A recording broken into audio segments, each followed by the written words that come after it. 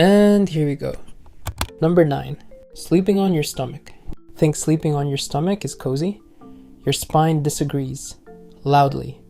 Imagine spending a third of your life in a pose your body absolutely hates. That's what you're doing when you sleep face down, twisting your neck like you're trying to watch TV while your face is glued to the floor. Here's what happens. Your neck is cranked to one side for hours, locking it into a position that would get side eyes even in a yoga class. Your spine, which normally has gentle curves that balance your body weight, gets flattened like a soda can under a truck. That curve? Gone. Your back muscles? Absolutely screaming. Your joints? Mega strained.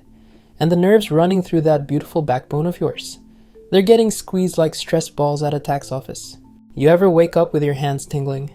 That's not magic. That's your nerves waving a white flag and saying, "Yo, we can't breathe down here."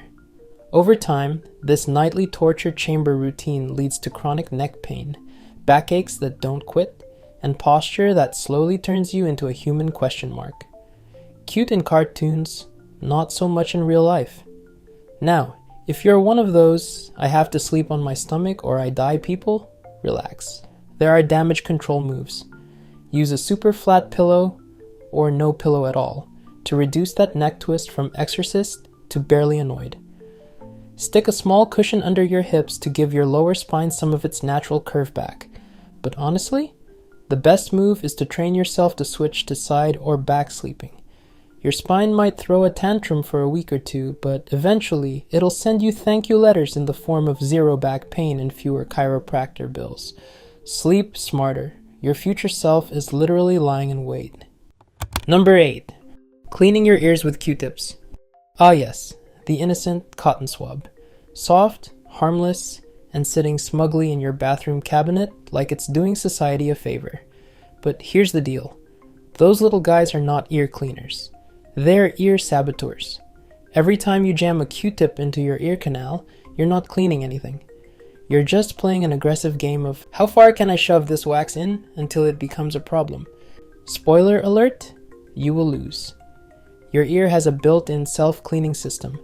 It's like a slow-moving conveyor belt made of skin cells that pushes wax out naturally. Wax isn't gross. It's your ear's personal bouncer, kicking out dust, dirt, bugs, and whatever else tries to crash the party. But when you stick a Q-tip in, you reverse that process, mashing wax deeper, blocking the exit, and throwing a party for bacteria in the dark. The result? That clogged underwater feeling like you've been submerged in a swimming pool filled with regret. If you're lucky, it's just annoying. If you're not, it becomes a full-blown blockage that sends you to a doctor who has to vacuum your ear like it's a tiny Hoover commercial. And let's not forget the risks. That eardrum of yours? It's thinner than cling wrap.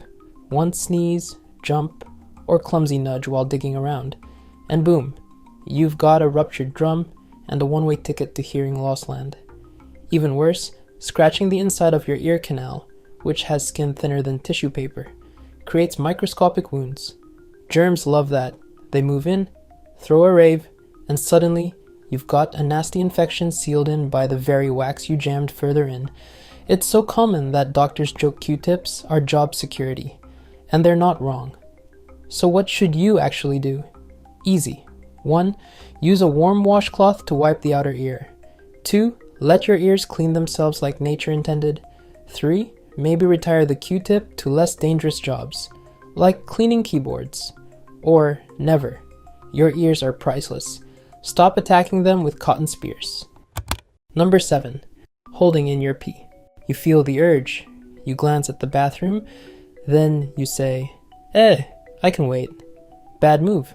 Holding your pee might feel like a harmless habit. Something you do during meetings, road trips, or when you're too lazy to pause your show. But your bladder, it's not amused. That gotta go signal doesn't mean whenever's convenient. It means, hey, we're at capacity, chief. And when you ignore it, you're stretching your bladder like a balloon that's being dared to pop. Do this often enough, and the muscles in your bladder, which are supposed to contract and push out urine, start getting lazy. They lose tone, like a neglected resistance band. Eventually, they stop squeezing effectively, and leftover pee just sits there. And you know who loves warm, stagnant pee? Bacteria. They move in like spring breakers, multiply like crazy, and throw an inflammation party in your urinary tract. That burning sensation when you finally go? Yeah, that's your punishment. Oh, and don't think you're building some kind of super bladder. Over time, the constant overfilling weakens your pelvic floor too. That's the muscle group that controls your ability to not pee your pants. And once those get weak, well, let's just say your bladder might start making decisions without you. But can your bladder burst? Technically, yes. But more likely, you'll just wet yourself before it happens. Not exactly heroic. The fix is simple. When you gotta go, go. Don't make a game out of it. You're not training for the urinary Olympics. Let your bladder do its job. It's not a storage locker, it's a delivery system. Number 6. Using nightlights when you sleep. You'd think a little nightlight or the soft glow of your phone charger couldn't possibly hurt anything, right? Wrong. That tiny beam of comfort, it's sabotaging your body in the dark, like a silent ninja. When night falls, your body starts producing melatonin, the hormone that tucks you in, powers down your systems, and kicks off internal repair mode. But shine a sliver of light into the room, a street lamp, a blinking router, even the glow of your digital clock, and your brain goes, oh, it's daytime? Cool, cancel sleep mode. Your body doesn't just get less rest, it gets confused. Melatonin production drops, your internal clock gets scrambled, and the results pile up fast. Your metabolism slows down. Your insulin gets lazy. Your appetite spikes even if you're not active. That's how people gain weight without changing their diet. Sleep disruption isn't just about being groggy. It messes with everything from your mood, to your digestion, to how well your body processes sugar. In studies, mice exposed to dim light at night gained weight and developed depression. Guess what? Humans aren't that different. And don't even get started on emotional balance. Low melatonin equals high stress, poor focus, and a brain that stays in survival mode longer than it should. That glowing clock, it's not telling time. It's wrecking you softly. So, kill the lights. Ditch the night lamp. Cover the charger. Use blackout curtains, and give your brain what it wants. Darkness, the good kind. Number 5. Your earbuds. You pop in your earbuds. Volume up, vibe locked. It's just you and the music. But inside your ears, it's a massacre. Those tiny speakers are firing sound straight down a narrow hallway into the most delicate part of your body, your cochlea. Inside, thousands of microscopic hair cells are doing acrobatics to turn sound into electrical signals your brain can understand. But blast them with 100 plus decibels, and those hair cells bend, break, and die. And guess what? They don't grow back. This isn't like shaving your head at all. Once those inner ear hairs are gone, they're gone forever. You won't notice it at first. Hearing loss is sneaky. It doesn't hurt. There's no bleeding, no dramatic moment, until suddenly you're asking people to repeat themselves, or you hear that ghostly ringing sound no one else can. The average convo? 60 decibels. Your earbuds? 105 decibels. That is louder than a chainsaw. 15 minutes of that constantly, and the damage is permanent. Teens today already show signs of hearing loss that used to show up in people twice their age, all thanks to blasting music during study sessions or commutes. And yeah, some headphones do warn you when it's too loud, but most people swipe that notification like it's spam. Protect your ears, use the 60-60 rule, 60% volume for no more than 60 minutes.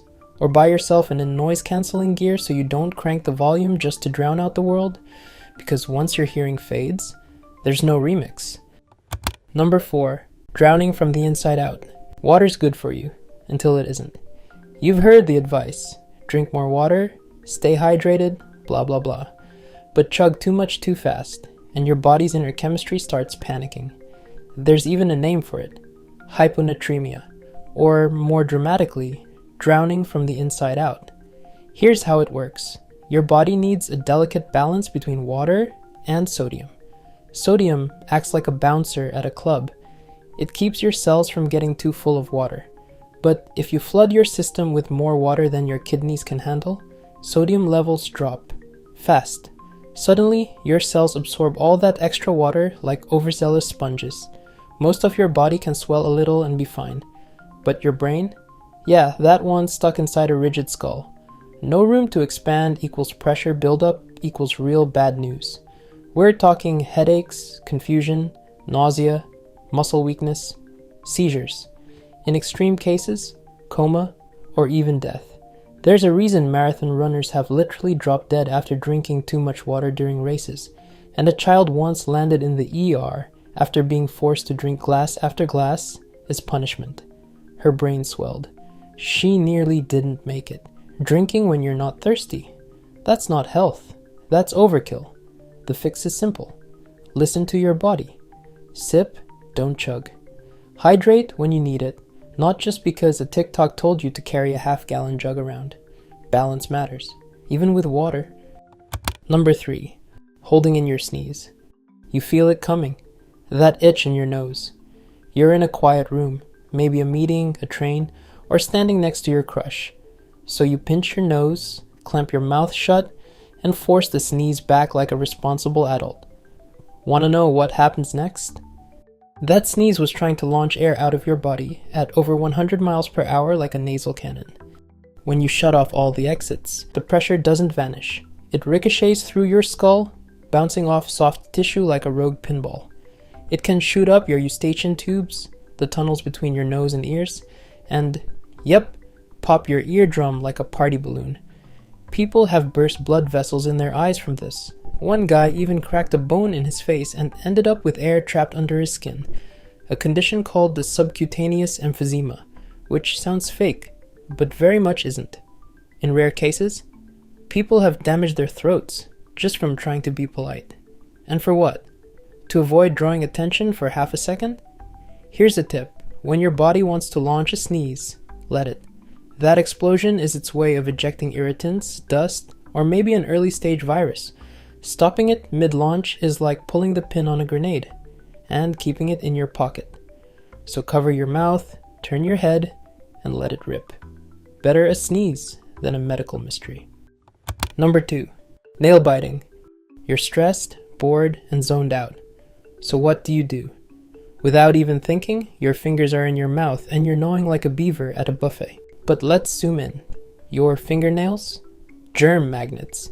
They've been touching door handles, escalator rails, elevator buttons, and mystery gunk on your phone screen. By the time you bite them, you're not just chewing keratin, you're sampling a bacterial tasting menu curated by public surfaces. And your teeth? They hate it. Nail biting chips them, misaligns them, and grinds down the edges. Dentists can spot a chronic nail biter just by the way the front teeth look. Little chips and cracks all around. Meanwhile, those jagged nail shards can slice up your gums and cuticles, creating tiny open wounds, aka VIP entrances for bacteria. That's how some folks end up with swollen, infected fingers that look like they lost a thumb war. Badly. And it doesn't stop there. Those germs can travel from mouth to stomach, messing with your digestion and even your lungs. It's so bad that studies show nail biters get more stomach bugs and respiratory issues than people who don't treat their fingers like snacks. Why is it so hard to stop? Because your brain ties the habit to stress relief. Feel anxious? Bite. Temporarily soothe yourself. Bite again. It's not just gross. It's a health hazard in disguise. Break the loop. Try chewing gum. Play with fidget toys. Perhaps practice mindfulness. Anything that doesn't involve chomping on bacteria-coated fingertips. Because you deserve better than stress-induced self-cannibalism. Number 1. Sitting on your chair. That chair you love? Yeah, it's low-key plotting your downfall. We spend hours a day sitting, working, gaming, binge-watching, scrolling. And while it feels harmless, your body reads it differently.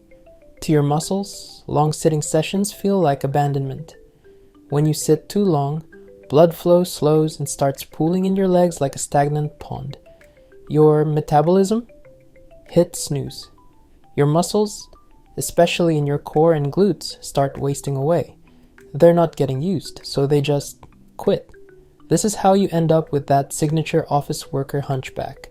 Rounded shoulders, forward neck, posture that says, I give up. And the damage isn't just cosmetic.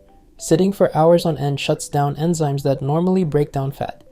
That's why you can eat the same amount but still gain weight. Your body is burning fewer calories just by sitting still. Worse, your risk of blood clots goes up, especially in your legs, especially on long flights. Some experts now call sitting the new smoking, not because it smells bad, but because it's sneakily killing people over time. And here's the kicker. Most office workers sit for 15 hours a day. That's basically the same position as a corpse, but with a mouse and keyboard. The fix isn't dramatic. Just stand up every 30 to 45 minutes. Do some quick stretches and walk around during calls. Get a standing desk if you can. Your body was built to move, not to sink into a foam chair until it fuses with your spine. And that's a wrap. Upload done. Your brain just got 1% weirder, in the best way. More coming soon. Subscribe so you don't miss them.